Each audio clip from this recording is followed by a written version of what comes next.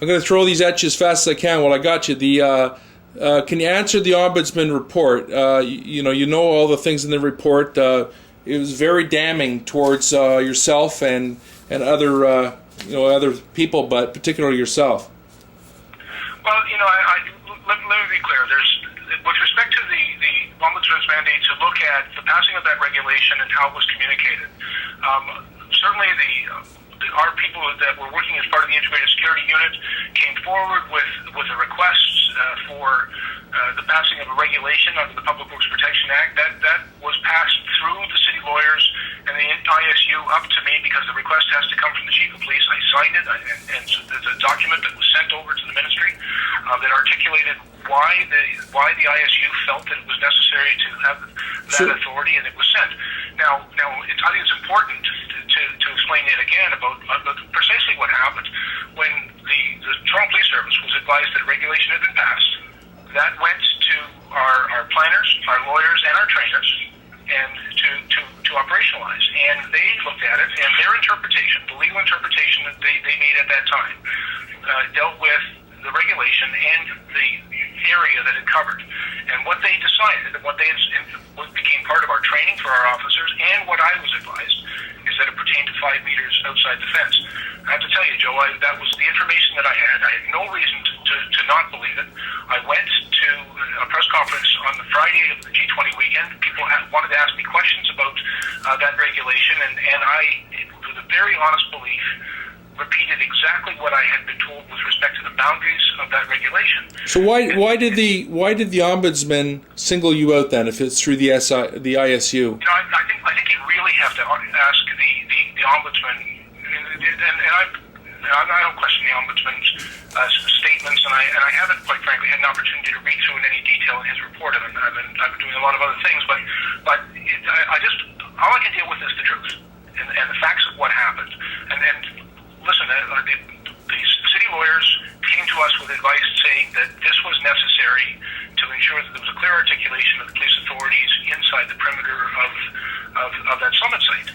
And so they put together a business case, which came to me, and I forwarded it on to the Ministry requesting that regulation. And the Ministry made its decision, and the Parliament, or the province made a decision to pass this regulation.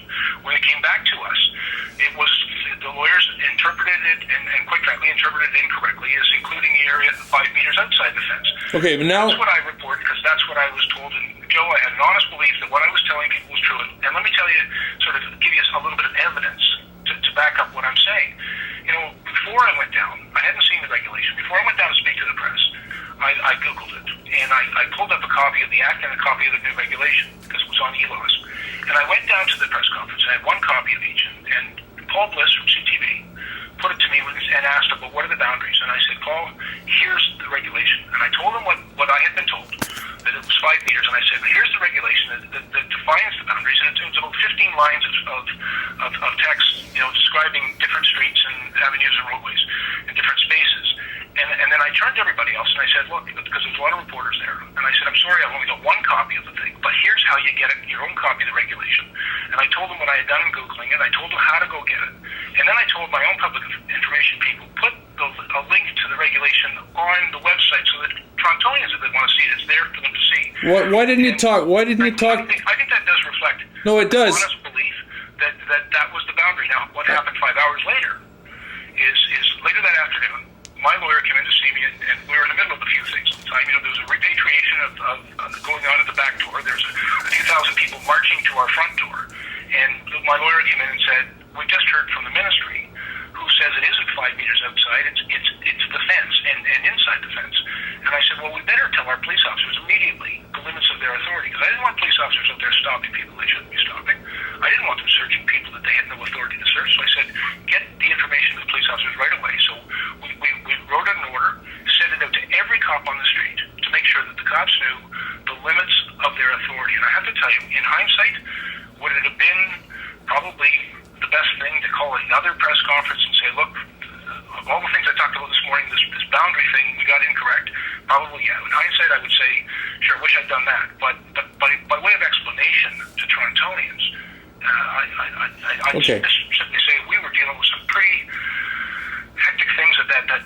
I had made sure the police officers weren't going to exceed their authority and violate anybody's rights by sending out the proper instructions about the limits of that authority. And we were dealing with a whole bunch of other things.